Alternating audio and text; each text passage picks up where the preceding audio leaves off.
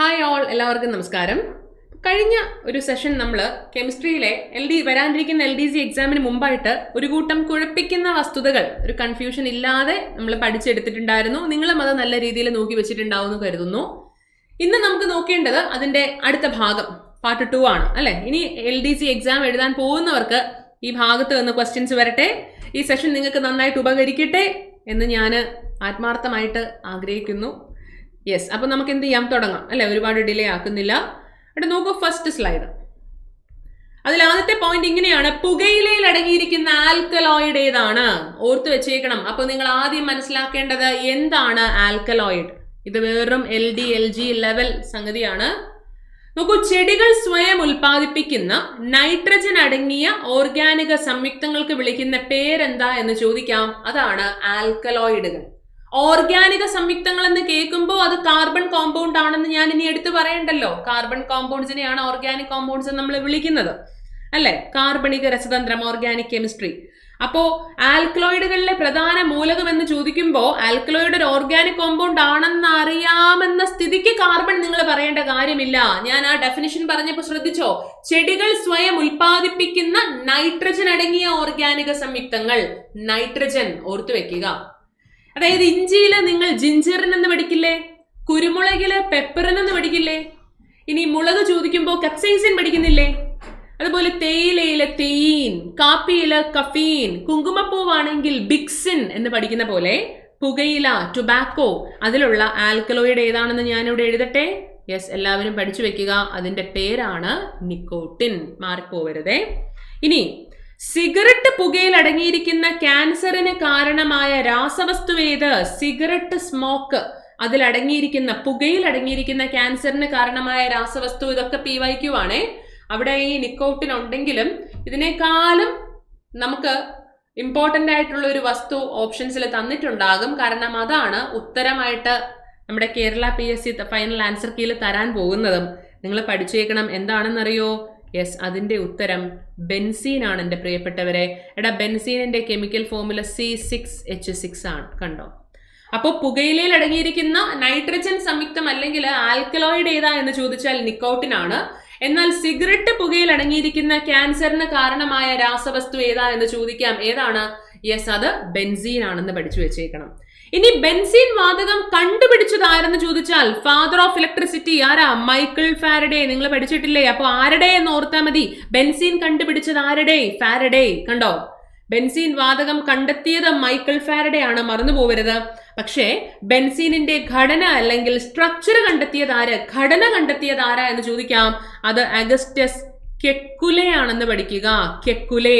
ഇത് പിള്ളേർ ഓർത്തു വെക്കുന്ന എങ്ങനെയാ? ബെൻസീനിന്റെ ഘടന എത്ര പറഞ്ഞാലും നിങ്ങൾ കേൾക്കൂല അല്ലേ? കേൾക്കൂല. കെക്കുലെ. കണ്ടോ? അപ്പോൾ ഇത്രയേ ഉള്ളൂ. പുകയിലയിൽ അടങ്ങിയിരിക്കുന്ന ആൽക്കലോയിഡ് നിക്കോട്ടിനാണ്. എന്നാൽ സിഗരറ്റ് പുകയിൽ അടങ്ങിയിരിക്കുന്ന ക്യാൻസറിന് കാരണമായ രാസവസ്തു ബെൻസീൻ. ബെൻസീൻ ഓപ്ഷൻസിൽ ഉണ്ടെങ്കിൽ അത് തന്നെ എഴുതുക, അതിനാണ് മാർക്ക്. ഇനി ബെൻസീൻ വാതകം കണ്ടെത്തിയത് മൈക്കിൾ ഫാരഡേ ആണ്. ബെൻസീനിന്റെ സ്ട്രക്ചർ കണ്ടെത്തിയത് അഗസ്റ്റസ് കെക്കുലെ. നിങ്ങൾ അത് ഓർത്തു വെച്ചാൽ മതി. കെക്കുലെ. തമ്മില് ഈ പോയിന്റുകൾ എന്ത് ചെയ്യരുത്? ആദ്യത്തെ രണ്ടും അവസാനത്തെ രണ്ടും മാറിപ്പോവരുത്. കണ്ടോ? അടുത്ത സ്ലൈഡിലേക്ക് പോകാം. ഇമ്പോർട്ടന്റ് ആയിട്ടുള്ള കുറെ അധികം കെമിക്കൽസ്, അതിന്റെ കോമൺ നെയിമും കെമിക്കൽ നെയിമും നമ്മൾ എന്ത് ചെയ്യണം? എക്സാം പോയിന്റ് ഓഫ് വ്യൂവിൽ അറിഞ്ഞു വെച്ചാലേ പറ്റുള്ളൂ. എത്രയൊക്കെ എലമെന്റ്സ് ഉണ്ടെന്ന് പറഞ്ഞാലും കേരള PSCക്ക് ഈ ഭാഗത്ത് നിന്ന് ഏറ്റവും കൂടുതൽ ക്വസ്റ്റ്യൻസ് നിങ്ങൾക്ക് PYQs, LDCയുടെ മുൻകാല ചോദ്യങ്ങൾ അല്ലെങ്കിൽ ചോദ്യ പേപ്പറുകൾ എടുത്ത് നോക്കാം. ഏറ്റവും കൂടുതൽ ക്വസ്റ്റ്യൻസ് ഈ ഭാഗത്തുനിന്ന് വന്നത് കാൽസ്യം റിലേറ്റ് ചെയ്തിട്ടാണ്. കാൽസ്യത്തിന്റെ ക്വസ്റ്റ്യൻസ് ആണ്. എടാ, ക്വിക്ക് ലൈം എന്നോ അതല്ലെങ്കിൽ നീറ്റ് കക്ക, ബേൺഡ് ലൈം എന്നോ ചോദിച്ചാൽ നിങ്ങൾ പഠിച്ചു വെക്കുക. ആ തന്നിരിക്കുന്ന പദാർത്ഥം എന്താണെന്നറിയോ? അത് കാൽസ്യത്തിന്റെ ഓക്സൈഡ് ആണ്. കണ്ടോ? അപ്പോ ക്വിക്ക് ലൈം എന്ന് ചോദിച്ചാലും നീറ്റ് കക്ക എന്ന് ചോദിച്ചാലും കാൽസ്യം ഓക്സൈഡ് ആണെന്ന് നിങ്ങൾ പഠിച്ചു വെക്കുക. എന്നാൽ സ്ലേക്കഡ് ലൈം എന്നാണ് നമ്മുടെ ക്വസ്റ്റ്യനിൽ വരുന്നത്. ഇത് ക്യുക്കാണേ, മാറിപ്പോവരുതേ. സ്ലേക്കഡ് ലൈം എന്നാണ് ക്വസ്റ്റ്യനിൽ വരുന്നത്. അല്ലെങ്കിൽ കുമ്മായം, ചുണ്ണാമ്പ്, വെള്ളം, ഇതിനെ ഏത് ചോദിച്ചാലും എന്താ സംഗതി എന്നറിയോ? അത് കാൽസ്യത്തിന്റെ ഹൈഡ്രോക്സൈഡ് ആണെന്ന് നിങ്ങൾ പഠിച്ചു വെക്കണം. പരസ്പരം മാറിപ്പോകരുത്. ഓക്കെ? ക്യുക്ക് ലൈം അല്ലെങ്കിൽ നീറ്റ് കക്ക കാൽസ്യം ഓക്സൈഡ് ആണ്. ഇനി സ്ലേക്കഡ് ലൈം എന്നോ കുമ്മായം എന്നോ ചുണ്ണാമ്പ് വെള്ളം എന്നോ ചോദിച്ചാൽ അതിലെ ഈർപ്പത്തിന്റെ അംശം ഹൈഡ്രോ വാട്ടർ കണ്ടന്റ് ഹൈഡ്രോക്സൈഡ്, രണ്ടും കാൽസ്യം കോമ്പൗണ്ട്സ് ആണ്. പേരുകൾ ഏതൊക്കെയുണ്ടോ അതെല്ലാം പഠിച്ചു വെക്കുക, പരസ്പരം മാറിപ്പോവരുത്. അത് നിങ്ങൾക്ക് ക്ലിയർ ആണെങ്കിൽ അടുത്തതായിട്ട് മനസ്സിലാക്കേണ്ടത് ലൈം വാട്ടർ എന്ന് ഉദ്ദേശിക്കുന്നത്, നമ്മൾ കടയിൽ ചെന്നിട്ട് അവർ ലൈം എടുക്കൂ, ലൈം എന്ന് പറയുമ്പോഴത്തേക്കും അവർ നാരങ്ങ ജ്യൂസാണ് തരുന്നത് അല്ലേ. ലൈം ജ്യൂസ് എന്ന് പറയുമ്പോൾ നാരങ്ങ. പക്ഷേ ലൈം വാട്ടർ എന്ന് പറഞ്ഞാൽ കെമിസ്ട്രിയിൽ ഉദ്ദേശിക്കുന്നത് എന്താണെന്നറിയോ? യെസ്, അത് നമ്മുടെ ചുണ്ണാമ്പ് വെള്ളം അല്ലെങ്കിൽ സ്ലേക്കഡ് ലൈം ആണ്. കാൽസ്യം കോമ്പൗണ്ട് ആണ്, കാൽസ്യത്തിന്റെ ഹൈഡ്രോക്സൈഡ് ആണെന്ന് നിങ്ങൾ പഠിച്ചേക്കണം. ഇത് പക്ക ആൽക്കലൈൻ നേച്ചറുള്ള പദാർത്ഥം, അതല്ലെങ്കിൽ ആൽക്കലി ആണെന്ന് ഓർത്തു വെക്കുക. ക്ഷാരഗുണം ബേസിക് ആണ്. എന്നാൽ ലൈം ജ്യൂസ് എന്ന് കേട്ടാലോ, അത് നമ്മുടെ ഓറഞ്ച് നാരങ്ങ അതിലുള്ള ആസിഡ് ആണല്ലേ. നാരങ്ങ നീര് അല്ലെങ്കിൽ നാരങ്ങ ജ്യൂസ് അതെന്താ സംഗതി? അസിഡിക് കണ്ടന്റാ ഉള്ളത്, അത് ആൽക്കലൈൻ കണ്ടന്റ് അല്ല. അത് വന്നിട്ട് സിട്രിക് ആസിഡ് ആണെന്നും പഠിച്ചു വെക്കണം, മാറിപ്പോവരുതേ. രണ്ടും ലൈം തന്നെയാണ്, തെറ്റിക്കരുത്. ലൈം വാട്ടർ എന്ന് പറഞ്ഞാൽ എന്താ? യെസ്, അത് മിൽക്ക് ഓഫ് ലൈം അല്ലെങ്കിൽ ചുണ്ണാമ്പ് വെള്ളം, കുമ്മായം, സ്ലേക്കഡ് ലൈം, കാൽസ്യത്തിന്റെ ഹൈഡ്രോക്സൈഡ്, ആൽക്കലി നേച്ചർ ആണ് എന്ന് പറയുമ്പോഴത്തേക്കും pH >7 ആണല്ലേ. ലൈം ജ്യൂസ് എന്ന് കേട്ടാലോ, യെസ്, അത് നാരങ്ങ നീര്, നാരങ്ങ വെള്ളം, അതിൽ സിട്രിക് ആസിഡ് ആണുള്ളത്, അത് അസിഡിക് ആണെന്നത് പേര് തന്നെയുണ്ട്. pH എന്ന് പറയുന്നത് <7. ഇപ്പൊ ലൈം വാട്ടർ, ലൈം ജ്യൂസ് രണ്ടും രണ്ട് എക്സ്ട്രീം അല്ലെങ്കിൽ രണ്ട് കേസുകളാണെന്ന് ഓർത്തു വെക്കണം, മാറിപ്പോവരുത്. ഇതിന്റെയൊക്കെ ക്വസ്റ്റ്യൻസ് പല രൂപത്തിൽ വരും, നിങ്ങൾ എന്ത് ചെയ്യുക? തെറ്റിക്കാതെ ഉത്തരം കൊടുക്കുക. അതുപോലെ മിൽക്ക് ഓഫ് ലൈം എന്നാണ് നമ്മുടെ ക്വസ്റ്റ്യൻ പേപ്പറിൽ കാണുന്നതെങ്കിൽ നേരത്തെ പറഞ്ഞ സെയിം സംഗതി തന്നെയാണ്. സ്ലേക്കഡ് ലൈം കാണുന്നുണ്ടോ? കുമ്മായം കണ്ടോ? ചുണ്ണാമ്പ് വെള്ളം കണ്ടോ? അതുപോലെ തന്നെയാണ് മിൽക്ക് ഓഫ് എന്ന് വരുന്നതൊക്കെ ഹൈഡ്രോക്സൈഡിൽ എന്ത് ചെയ്യണം? ഇവിടെ ലൈം അല്ലയോ ചോദിച്ചത്? എന്ത് കോമ്പൗണ്ടാ? കാൽസ്യം കോമ്പൗണ്ടാ. അപ്പോ അത് കാൽസ്യം ഹൈഡ്രോക്സൈഡ് ആണെന്ന് പഠിക്കുക. കണ്ടോ? അപ്പൊ സ്ലേക്കഡ് ലൈം ആയിക്കോട്ടെ, ചുണ്ണാമ്പ് വെള്ളം ആയിക്കോട്ടെ, കുമ്മായം ആയിക്കോട്ടെ, മിൽക്ക് ഓഫ് ലൈം ആയിക്കോട്ടെ, ഇതെല്ലാം കാൽസ്യം ഹൈഡ്രോക്സൈഡ്. അതേ സ്ഥാനത്ത് മിൽക്ക് ഓഫ് മെഗ്നീഷ്യ എന്നാണ് ചോദിക്കുന്നതെങ്കിൽ എൻഡ് ചെയ്തിരിക്കുന്നത് കാണുമ്പോൾ തന്നെ നമുക്കറിയാം അത് മെഗ്നീഷ്യം കോമ്പൗണ്ട് ആണ്. ഞാൻ പറഞ്ഞു മിൽക്ക് ഓഫ് ആണെങ്കിൽ ഹൈഡ്രോക്സൈഡ് വരണം. അപ്പൊ സംഗതി എന്താ? Magnesium hydroxide. കണ്ടോ? ഇത് മാറിപ്പോവാതെ പഠിച്ചു വെക്കണേ, തെറ്റിക്കരുതേ. യെസ്, അങ്ങനെയാണെങ്കിൽ സോൾട്ട് പീറ്റർ എന്ന നിങ്ങൾ റാങ്ക് ഫയലുകളിലൊക്കെ കണ്ടുവരുന്ന സോൾട്ട് പെട്രേ, അങ്ങനെയാണ് ശരിക്കും പറയേണ്ടത്. സോൾട്ട് പെട്രേ എന്ന പേരിൽ അറിയപ്പെടുന്ന വെടിയുപ്പ് എന്ന സാധനം രാസപരമായിട്ട് എന്താണെന്ന് നിങ്ങളോട് ചോദിക്കാം. വെടിയുപ്പ് എന്ന സാധനം അല്ലെങ്കിൽ സോൾട്ട് പെട്രേ കെമിക്കലി എന്താണെന്നറിയോ? യെസ്, അത് വന്നിട്ട് പൊട്ടാസ്യത്തിന്റെ നൈട്രേറ്റ് ആണെന്ന് പഠിച്ചു വെക്കുക. KNO3 പൊട്ടാസ്യം നൈട്രേറ്റ് ആണ് കേട്ടോ. അതേ സ്ഥാനത്ത് നിങ്ങളോട് ചിലി സോൾട്ട് പീറ്റർ, അതായത് ചിലി സോൾട്ട് പെട്രേ, അതായത് ചിലി വെടിയുപ്പ് എന്നാണ് ചോദിക്കുന്നതെങ്കിൽ ചിലി കൂടി വന്നാൽ പൊട്ടാസ്യം മാറി എന്താക്കുക? യെസ്, ബാക്കി സെയിം തന്നെയാണ് കേട്ടോ, നൈട്രേറ്റ് തന്നെയാണ്. ബട്ട് പൊട്ടാസ്യം അല്ല, സോഡിയം നൈട്രേറ്റ് ആണെന്ന് പഠിച്ചു വെക്കുക. ക്ലിയർ ആയോ? ഫസ്റ്റ് സ്ലൈഡ് ക്ലിയർ ആയിട്ടുണ്ടാവുമെന്ന് കരുതുന്നു. അപ്പോ ഈ കാൽസ്യം കോമ്പൗണ്ട്സ് പരസ്പരം മാറിപ്പോവരുത്. സോൾട്ട് പെട്രയും ചിലി സോൾട്ട് പെട്രയും മാറിപ്പോവാതെ പഠിച്ചു വെക്കുക. ഒന്ന് നോട്ട് ചെയ്തേക്കണേ. യെസ്, നമ്മളിതാ രണ്ടാമത്തെ സ്ലൈഡിലേക്ക് പോകുന്നു. അടുത്തത് വെരി വെരി ഇമ്പോർട്ടന്റ്. LDK ഈ ഭാഗത്തുനിന്ന് കാൽസ്യം കോമ്പൗണ്ട്സിനകത്തുനിന്ന് ഏറ്റവും കൂടുതൽ ചോദിച്ച ചോദ്യമാണ് ജിപ്സം. സിമെന്റിന്റെ ഒക്കെ സെറ്റിംഗ് സമയം നിയന്ത്രിക്കാനായിട്ട് ഉപയോഗിക്കുന്ന ജിപ്സം രാസപരമായിട്ട് എന്താണെന്ന് നിങ്ങൾക്കറിയോ? യെസ്, അത് കാൽസ്യത്തിന്റെ സൾഫേറ്റ് ആണ്, CaSO4 ആണ് കേട്ടോ. അതേ സ്ഥാനത്ത് പ്രതിമകളും ശില്പങ്ങളും നിർമ്മിക്കാൻ അല്ലേ, കയ്യോ കാലോ ഒക്കെ പൊട്ടുമ്പോ അല്ലെങ്കിൽ ഒടിയുമ്പോ അത് വെച്ച് കെട്ടുന്നതും ഇത് വെച്ചിട്ടാണല്ലേ. എന്താ? പ്ലാസ്റ്റർ ഓഫ് പാരീസ്, പ്ലാസ്റ്റർ ഇടുന്നത്. യെസ്, പ്ലാസ്റ്റർ ഓഫ് പാരീസ് രാസപരമായിട്ട് എന്താണെന്നറിയോ? കൺഫ്യൂഷൻ വേണ്ട, അത് രണ്ടും കാൽസ്യത്തിന്റെ സൾഫേറ്റ് തന്നെയാ. പിന്നെ എങ്ങനെ ഇവമാരെ തിരിച്ചറിയും? യെസ്, വ്യത്യാസമുണ്ട്, അതിലെ ലെവൽ ഓഫ് ഹൈഡ്രേഷൻ. ജിപ്സം രാസപരമായിട്ട് എന്താണെന്ന് ചോദിച്ചാൽ കാൽസ്യം സൾഫേറ്റ് ഡൈഹൈഡ്രേറ്റ് ആണ്. ഓക്കെ, ഡൈഹൈഡ്രേറ്റ് എന്ന് വെച്ചാൽ 2H2O. അതേ സ്ഥാനത്ത് പ്ലാസ്റ്റർ ഓഫ് പാരീസ് രാസപരമായിട്ട് എന്താണെന്ന് ചോദിക്കാം. കാൽസ്യം സൾഫേറ്റ് ഹെമിഹൈഡ്രേറ്റ് ആണ്. ഹെമിഹൈഡ്രേറ്റ് എന്ന് വെച്ചാൽ ½ പിടികിട്ടിയോ? ഒന്ന് ഞാൻ എഴുതി തരാം. ജിപ്സം രാസപരമായി CaSO4 2H2O, plaster of Paris ആണെങ്കിൽ CaSO4 ½ H2O. കണ്ടോ? ഇത് മാറിപ്പോവാതെ പഠിച്ചു വെക്കുക. ഇതിനെ തന്നെ നിങ്ങൾക്ക് ഇങ്ങനെ വിളിക്കാം, ജിപ്സം എന്ന് വെച്ചാൽ ഡൈഹൈഡ്രേറ്റഡ് കാൽസ്യം സൾഫേറ്റ്. അതേ സ്ഥാനത്ത് പ്ലാസ്റ്റർ ഓഫ് പാരീസ് എന്ന് വെച്ചാൽ ഹെമി ഹൈഡ്രേറ്റഡ്, ഹാഫ് അല്ലേ, ഹെമി പകുതി, hemi hydrated calcium sulphate.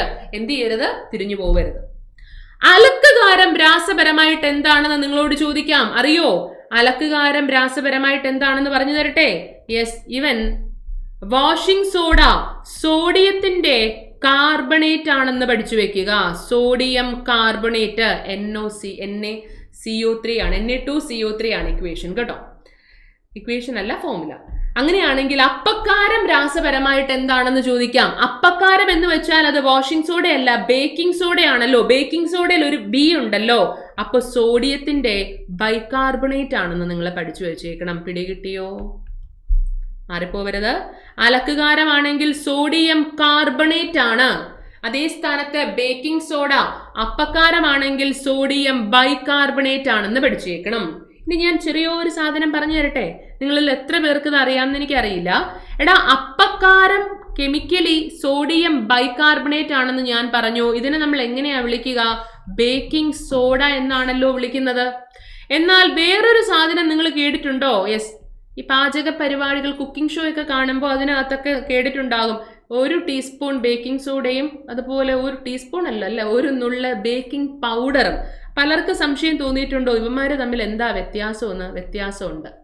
Baking soda എന്ന് പറയുന്നത് സോഡിയത്തിന്റെ ബൈകാർബണേറ്റ് ആണെങ്കിൽ ബേക്കിംഗ് പൗഡർ എന്ന് പറയുന്നത് എന്താണെന്നറിയോ?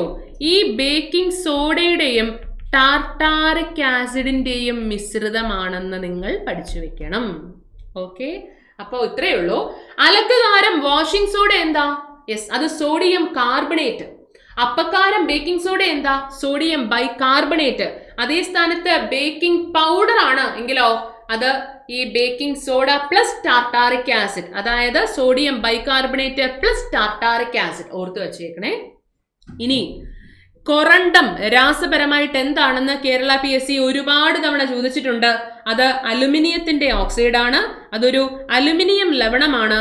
അപ്പൊ കൊറണ്ടം രാസപരമായിട്ട് എന്താണെന്ന് നിങ്ങളോട് ചോദിച്ചാൽ അലുമിനിയം ഓക്സൈഡ് ആണെന്ന് പഠിച്ചു വെക്കുക. അതേ സ്ഥാനത്ത് കാർബോറണ്ടം എന്താണെന്ന് നിങ്ങളോട് ചോദിച്ചാലോ? യെസ്, അത് സിലിക്കൺ കാർബൈഡ് ആണെന്നും പഠിച്ചു വെക്കുക. പിടികിട്ടിയോ? കൊറണ്ടം എന്താണ്? അലുമിനിയം ഓക്സൈഡ് ആണ്. കാർബോറണ്ടം എന്താണ്? സിലിക്കൺ കാർബൈഡ് ആണ്. മാറിപ്പോവരുതേ, ഇത് തമ്മിൽ മാറിപ്പോവരുതേ. Corundum aluminium, carborundum silicon. അപ്പോ ഈ സ്ലൈഡും നിങ്ങൾക്ക് എല്ലാവർക്കും ക്ലിയർ ആണെന്ന് ഞാൻ കരുതുന്നു. യെസ്, നമുക്കിനി അടുത്ത ഭാഗത്തോട്ട് പോകാം. കണ്ടോ, ഇത് മാറിപ്പോവാതെ പഠിച്ചു വെക്കുക. സോഡാ വെള്ളം രാസപരമായിട്ട് എന്താണെന്ന് ചോദിക്കാം. കാർബൺ ഡൈ ഓക്സൈഡ് വാതകത്തിനെ ഉന്നത മർദ്ദത്തിൽ ജലത്തിൽ ലയിപ്പിച്ചിട്ടാണ് സോഡ ഉണ്ടാക്കുന്നത്. അതുകൊണ്ട് തന്നെ സോഡാജലം രാസപരമായിട്ട് എന്താണെന്ന് നിങ്ങളോട് ചോദിച്ചാൽ കാർബോണിക് ആസിഡ് ആണെന്ന് പഠിക്കുക. ഇനി ഫീനോള് രാസപരമായിട്ട് എന്താ? ഫീനോൾ ഒരു ഡിസിൻഫെക്റ്റന്റ് ആണ്, അണുനാശിനിയാണല്ലേ, അണുക്കളെ നശിപ്പിക്കാൻ ഉപയോഗിക്കുന്ന ഒരു പദാർത്ഥമാണ്. യെസ്, ഫീനോളും ലൈസോളൊക്കെ കേട്ടിട്ടില്ലേ? അത് വന്നിട്ട് കാർബോളിക് ആസിഡ് ആണെന്ന് പഠിക്കുക. പരസ്പരം മാറിപ്പോവരുത്. മാറില്ല. ഫീനോൾ എല്ലിലല്ലയോ തീരുന്നത്? കാർബോളിക്. കാർബോണിക്കും കാർബോളിക്കും തിരിഞ്ഞു പോവരുതേ. തേനീച്ചയിലുള്ള ആസിഡ് ഏതാ എന്ന് ചോദിക്കാം. ഏതാണെന്നറിയോ? തേനീച്ചയിലുള്ള ആസിഡ്, യെസ്, നിങ്ങൾ പഠിച്ചിട്ടുണ്ട്. ഉറുമ്പ്, തേനീച്ച, കടന്നൽ, ഇതിലെല്ലാം അടങ്ങിയിട്ടുള്ളതും അതിനൊപ്പം റബ്ബർ പാല് കട്ടിയാക്കാനും ഏതാണ്? ഫോമിക് ആസിഡ് ആണ്. ഏതാണ്? Formic acid. അങ്ങനെയാണെങ്കിൽ തേനീച്ചയുടെ മെഴുകിലുള്ളത് ഏത് ആസിഡ് ആണെന്ന് ചോദിക്കാം. അങ്ങനെയൊക്കെ ഉണ്ടോ? അങ്ങനെയൊക്കെ ഉണ്ട്. അങ്ങനെയൊക്കെ ക്വസ്റ്റ്യൻ വരും. അത് സെറോട്ടിക് ആസിഡ് ആണെന്ന് പഠിക്കണം. ഇത് പരസ്പരം മാറിപ്പോവരുത്. ഉറുമ്പ് കടിക്കുമ്പോൾ വേദനിക്കാൻ കാരണം എന്താ? ഉറുമ്പിൽ നിന്ന് ഫോമിക് ആസിഡ് നമ്മളിലേക്ക് കടക്കുന്നത് കൊണ്ടാ. അപ്പൊ ഉറുമ്പ്, തേനീച്ച, കടന്നൽ, ഇതിലെല്ലാം ഫോമിക് ആസിഡ് ആണ്. എന്നാൽ തേനീച്ച മെഴുകു ചോദിക്കുമ്പോൾ അത് സെറോട്ടിക് ആസിഡ് ആണെന്ന് പഠിച്ചു വെക്കണം. ഇത് വെറും LD പോയിന്റ് ആണേ, നിങ്ങൾ ഓർത്തു വെച്ചേക്കണേ. ഇത് നിസ്സാരവൽക്കരിക്കരുത്, LDക്ക് ചോദിക്കും. അടുത്തത്, സ്വർണം ലയിക്കുന്നത് ഏത് ആസിഡിലാണെന്ന് ചോദിക്കാം. സ്വർണത്തെ ലയിപ്പിക്കാൻ കഴിയുന്ന ആസിഡിന്റെ പേര് ചോദിക്കുമ്പോ നിങ്ങളുടെ മനസ്സിലെല്ലാം അക്വാറേജിയ വന്നിട്ടുണ്ടാകും. യെസ്, ബട്ട് നിങ്ങൾ പഠിച്ചു വെക്കുക. അതിന്റെ ഉത്തരം സെലനിക് ആസിഡ് ആണ്. എന്നാൽ സ്വർണം ലയിക്കുന്ന ആസിഡ് മിശ്രിതം ഏതാ എന്ന് ചോദിക്കാം. നമ്മൾ പഠിച്ചു, കഴിഞ്ഞ എക്സാമിനും ക്വസ്റ്റ്യൻ വന്നിരുന്നു അല്ലേ? 3:1 എന്ന അനുപാതത്തിൽ ഹൈഡ്രോക്ലോറിക് ആസിഡും നൈട്രിക് ആസിഡും ചേർന്നുണ്ടാകുന്ന അക്വാറീജിയ. അതൊരു പ്യുവർ ആസിഡ് അല്ല, ഒരൊറ്റ ആസിഡ് അല്ല, ആസിഡ് മിശ്രിതമാണ്. രാജകീയ ദ്രാവകം, രാജകീയ ജലം. ഓക്കെ, അപ്പൊ സ്വർണം ലയിക്കുന്ന ആസിഡ് സെലനിക് ആസിഡ്, സ്വർണം ലയിക്കുന്ന ആസിഡ് മിശ്രിതം അല്ലെങ്കിൽ ദ്രാവക മിശ്രിതം അക്വാറീജിയ. ഹൈഡ്രോക്ലോറിക്കും നൈട്രിക്കും ഇൻ ദ റേഷ്യോ 3:1 അല്ലെ? ആ ഓർഡറിൽ റേഷ്യോയുടെ പ്രാധാന്യം അറിയാലോ. എന്നാൽ സ്വർണത്തിന്റെ പരിശുദ്ധി കണക്കാക്കാൻ ഉപയോഗിക്കുന്നത് ഏത് ആസിഡ് ആണെന്ന് ചോദിക്കാം. അത് നൈട്രിക് ആസിഡ് ആണ്. അപ്പൊ സെലനിക് ആസിഡും നൈട്രിക് ആസിഡും അക്വാറീജിയയും സ്വർണത്തെ കണക്ട് ചെയ്യുന്ന പോയിന്റ്സ് മാറി പോവരുത്. ഇനി നമ്മുടെ LD എക്സാമിന് ഒരുപാട് തവണ വന്നിട്ടുള്ള ചോദ്യമാണ്, ഒരിക്കലും തെറ്റിക്കാതെ നിങ്ങൾ പഠിക്കണം. ഫോമിക് ആസിഡ് രാസപരമായിട്ട് എങ്ങനെ അറിയപ്പെടുന്നു? നോക്കൂ, ഫോമിക് ആസിഡ് അറിയപ്പെടുന്ന പേരാണ് മെഥനോയിക് ആസിഡ്. ഇത് ഒരു കാർബോക്സിലിക് ആസിഡ്, ഓർഗാനിക് കോമ്പൗണ്ടുകളാണ് കേട്ടോ. ഓക്കെ, അത്രയും ഡെപ്തിൽ നിങ്ങൾ പോകണ്ട, ജസ്റ്റ് അറിഞ്ഞു വെച്ചാൽ മതി. ഫോമിക് ആസിഡ് മെഥനോയിക് ആസിഡ് ആണ്. എന്നാൽ അസിറ്റിക് ആസിഡ് രാസപരമായിട്ട് എന്താണെന്ന് ചോദിച്ചാലോ, യെസ്, അത് എഥനോയിക് ആസിഡ് ആണെന്ന് പഠിക്കണം. അത് മാറിപ്പോവാതിരിക്കാൻ formic methanoic FM, acetic ethanoic AE, അങ്ങനെ ഓർത്തു വെക്കുക. AE FM കേട്ടോ, അസിസ്റ്റന്റ് എഞ്ചിനീയർ FM കേട്ടോ, AE FM കേട്ടോ, കണ്ടോ? അപ്പൊ AE അസറ്റിക്കും എഥനോയിക്കും. എന്നാൽ ഫോമിക് എന്ന് വെച്ചാൽ എന്താ? മെഥനോയിക്. FMഉം AEയും എന്ത് ചെയ്യരുത്? മാറിപ്പോവരുത്. ഇനി ഇവരുടെ കെമിക്കൽ ഫോമുലയും എക്സാമിന് ചോദിച്ച് കണ്ടിട്ടുണ്ട്, അതുകൊണ്ട് ഞാൻ അതും കൂടി പറയാം. എടാ നോക്കൂ, ഫോമിക് ആസിഡ് എന്ന് വെച്ചാൽ മെഥനോയിക് ആസിഡ് ആണെന്ന് ഞാൻ പറഞ്ഞുവല്ലോ. മെഥനോയിക് ആസിഡിന്റെ കെമിക്കൽ ഫോമുല HCOOH ആണ്. ഓക്കെ, പഠിച്ചു വെച്ചേക്കണേ. അതുപോലെ അസറ്റിക് ആസിഡ് എന്ന് വെച്ചാൽ അത് എഥനോയിക് ആസിഡ് ആണെന്ന് നമ്മളിപ്പോ നോക്കിയില്ലേ. എഥനോയിക് ആസിഡിന്റെ കെമിക്കൽ ഫോമുല CH3COOH ആണ്. അതും പഠിച്ചു വെക്കണേ, മാറിപ്പോവരുത്. കണ്ടോ? ഫോമിക്, മെഥനോയിക്, HCOOH, ഉറുമ്പ്, തേനീച്ച, കടന്നൽ ഇതിലെല്ലാം അടങ്ങിയിരിക്കുന്നു. അതിനൊപ്പം റബ്ബർ പാല് കട്ടിയാക്കാൻ ഉപയോഗിക്കുന്ന ആസിഡ്. അതേ സ്ഥാനത്ത് ആദ്യത്തെ ആസിഡ് എന്ന് ചോദിച്ചാലും, ഏറ്റവും പഴക്കം ചെന്ന ആസിഡ് എന്ന് ചോദിച്ചാലും, വിനാഗിരി രാസപരമായിട്ട് എന്താണെന്ന് ചോദിച്ചാലും അസറ്റിക് ആസിഡ് ആണ്, എഥനോയിക് ആസിഡ് ആണ്. അപ്പോൾ AE ഓർത്തു വെക്കണം. Chemical formula CH3COOH. ഈ പോർഷനും നിങ്ങൾക്ക് ക്ലിയർ ആയിട്ടുണ്ടെന്ന് ഞാൻ കരുതുന്നു. അടുത്തതിലോട്ട് പോയാലോ? ചുവന്നുള്ളിയിലുള്ള ആസിഡ് ഏത്? നിങ്ങൾ പഠിച്ചിട്ടുണ്ടാകും. ബനാന, വാഴപ്പഴം ആയിക്കോട്ടെ, ഓണിയൻ ആയിക്കോട്ടെ, ടൊമാറ്റോ തക്കാളി ആയിക്കോട്ടെ, ചോക്ലേറ്റ് ആയിക്കോട്ടെ, കുരുമുളക്, പെപ്പർ, ഇതിലെല്ലാം അടങ്ങിയിട്ടുള്ള ആസിഡ് നിങ്ങൾ പൊതുവെ പഠിച്ചിട്ടുള്ളത് ഓക്സാലിക് ആസിഡ് ആയിരിക്കും അല്ലേ? അതേ ഓക്സാലിക് ആസിഡ് ഓണിയൻ നമ്മൾ പറഞ്ഞില്ലേ ചുവന്നുള്ളിയിലുണ്ട്, കറക്റ്റാ. പക്ഷെ നമ്മളിവിടെ കൺഫ്യൂസിങ് ഫാക്ടുകളല്ലേ പഠിക്കുന്നേ. അപ്പൊ എന്തോ കൺഫ്യൂഷൻ ഉണ്ടാക്കുന്ന ഒരു സാധനം ഇവിടെ ഉണ്ടല്ലോ, പറഞ്ഞു തരാം. എടാ, പഴങ്ങളിലും പച്ചക്കറികളിലും പൊതുവെ അടങ്ങിയിരിക്കുന്ന ആസിഡ് എന്ന് ചോദിച്ചാൽ നിങ്ങൾക്ക് ഓക്സാലിക് ആസിഡ് പറയാം. Banana, onion, tomato, chocolate, pepper. Okay, വാഴപ്പഴം, കൊച്ചുള്ളി, തക്കാളി, കുരുമുളക്, ചോക്ലേറ്റ്, ഇതിലെല്ലാം ഓക്സാലിക് ആസിഡാ. എന്നാൽ ഇത് കൂടാതെ ചുവന്നുള്ളി ചോദിക്കുമ്പോൾ നിങ്ങൾ പഠിച്ചു വെക്കേണ്ട ഒരു ഉത്തരവുണ്ട്. ഞാൻ പറയട്ടെ, അത് ഏതാണെന്ന് പറഞ്ഞു തരട്ടെ. അത് സൾഫേനിക് ആസിഡ് ആണേ. ചുവന്നുള്ളിയിൽ സൾഫേനിക് ആസിഡ് ആണേ. അതേ സ്ഥാനത്ത് ഡിറ്റർജന്റിലുള്ളത് ഏതാ എന്ന് ചോദിക്കുമ്പോൾ നിങ്ങൾ പഠിച്ചു വെക്കുക, സൾഫോണിക് ആസിഡ് ആണ്. നമ്മൾ കാർബോണിക്കും കാർബോളിക്കും പഠിച്ചില്ലേ, സോഡാ വാട്ടറും ഫീനോളും. അതുപോലെ മാറിപ്പോവരുത്, സൾഫേനിക് ആണ്. ഫേനിക്, അതെ FE, സൾഫേനിക് ആണ് ചോദിക്കുന്നതെങ്കിൽ ചുവന്നുള്ളി. FO, സൾഫോണിക് ആണ് ചോദിക്കുന്നതെങ്കിൽ ഡിറ്റർജന്റ്. നമ്മുടെ പിള്ളേർ പറഞ്ഞു കേട്ടിട്ടുള്ള കോഡാണ്, ഫോൺ ഡിറ്റർജന്റ് വീണു, ഫോൺ ഡിറ്റർജന്റ് വീണു. അപ്പൊ ഫോൺ ഡിറ്റർജന്റ് ഫോണിക്, പിന്നെ മറ്റത് ഫേനിക്. ചുവന്നുള്ളിയില് ഓക്സാലിക് ആസിഡ് ഉണ്ട്, കൂടാതെ സൾഫേനിക് ആണ്. ഡിറ്റർജന്റ് സൾഫോണിക് ആണ്. ഫുഡ് പ്രിസർവേറ്റീവ് ആയിട്ട് ഉപയോഗിക്കുന്ന ഒരുപാട് പദാർത്ഥങ്ങളുണ്ട്. അതിലൊരു ഇമ്പോർട്ടന്റ് ആസിഡ് പറയാൻ പറഞ്ഞാൽ നിങ്ങൾ പഠിച്ചു വെച്ചേക്കണം. ഏതാന്ന് പറഞ്ഞു തരട്ടെ. ബെൻസോയിക് ആസിഡ് നിങ്ങൾ കേട്ടിട്ടുണ്ടാകും. വിനാഗിരി, അസറ്റിക് ആസിഡ് ഉണ്ട്, സിട്രിക് ആസിഡ് ഉണ്ട്, ഇതൊക്കെ ഉണ്ട്. അത് കൂടാതെ ഇമ്പോർട്ടന്റ് ആണ് സോർബിക് ആസിഡ്. ഫുഡ് പ്രിസർവേറ്റീവ് ആയിട്ട് ഉപയോഗിക്കുന്ന ഒരു ആസിഡ് ആണ് സോർബിക് ആസിഡ്. അതുപോലെ തെറ്റാൻ സാധ്യതയുള്ളത് നമുക്ക് ഇതുപോലെ തോന്നിക്കുന്നതുമായിട്ടുള്ള, പിന്നെ ഞാൻ പറയുന്ന കൺഫ്യൂസിംഗ് ഫാക്ടുകളാണേ.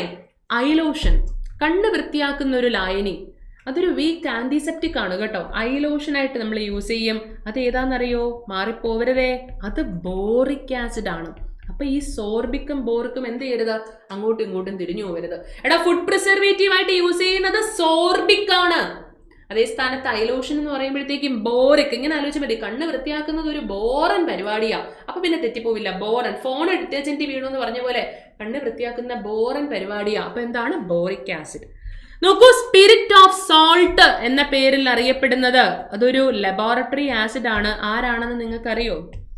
നമുക്കറിയാവുന്ന മെയിൻ 3 പേര് സൾഫ്യൂരിക്കും, നൈട്രിക്കും, ഹൈഡ്രോക്ലോറിക്കും അല്ലേ. സോൾട്ട് എന്ന് പറയുമ്പോൾ ഫ്ലൂറൈഡ്, ക്ലോറൈഡ്, ബ്രോമൈഡ്, അയോഡൈഡ്, ഹാലജനുകൾ, ഹാലൈഡുകൾ അല്ലേ, അതൊക്കെ ലവണങ്ങളല്ലേ. അപ്പൊ ഏതായിരിക്കും? യെസ്, സ്പിരിറ്റ് ഓഫ് സോൾട്ട് എന്ന പേരിൽ അറിയപ്പെടുന്നത് ഹൈഡ്രോക്ലോറിക് ആസിഡ് ആണെന്ന് നിങ്ങൾ പഠിക്കുക. അതേ സ്ഥാനത്ത് സ്പിരിറ്റ് ഓഫ് നൈറ്റർ ആരാ എന്ന് ചോദിക്കും. സ്പിരിറ്റ് ഓഫ് നൈറ്റർ, നൈറ്റർ കാണുമ്പോൾ തന്നെ സാധനം എന്താണെന്ന് നിങ്ങൾക്ക് പിടികിട്ടി. ചോദ്യത്തിന്റെ ഉത്തരം എന്താണ്? യെസ്, അത് നൈട്രിക് ആസിഡ് ആണെന്നും പഠിച്ചു വെക്കുക. പിടികിട്ടിയോ? ഇത്രയും കാര്യങ്ങൾ നിങ്ങൾക്ക് മനസ്സിലായോ? യെസ്, അങ്ങനെയാണെങ്കിൽ നമുക്കിനി അടുത്ത സ്ലൈഡിലേക്ക് പോകാം. കുറച്ച് പദങ്ങൾ ഉപയോഗിച്ചതാ ഇവിടെ നമുക്ക് പറ്റിപ്പോകുന്നത്. നമ്മൾ പ്രോഗ്രാം ചെയ്ത് വെച്ചിട്ടുണ്ട്. ആറ്റം എവിടെ കണ്ടാലും ക്വസ്റ്റ്യൻ നേരെ കംപ്ലീറ്റ് വായിക്കാതെ ഡാൾട്ടൺ ഉത്തരം കൊടുക്കും. ഇലക്ട്രോൺ കണ്ടാൽ ജെ തോംസൺ ഉത്തരം കൊടുക്കും. 8ന്റെ പണി വരും. ക്വസ്റ്റ്യൻ മുഴുവൻ വായിച്ചിട്ട് ഉത്തരത്തിലേക്ക് പോവണം, അല്ലെങ്കിൽ കറക്റ്റ് ഓപ്ഷൻ കണ്ടെത്തണം. കാരണം ഇവിടെ ഇതൊന്നും കണ്ടുപിടിച്ചതല്ല ചോദിച്ചിരിക്കുന്നത്. ദ ടേം കോയിൻഡ് ബൈ, പദങ്ങൾ ഉപയോഗിച്ച വ്യക്തികളാ.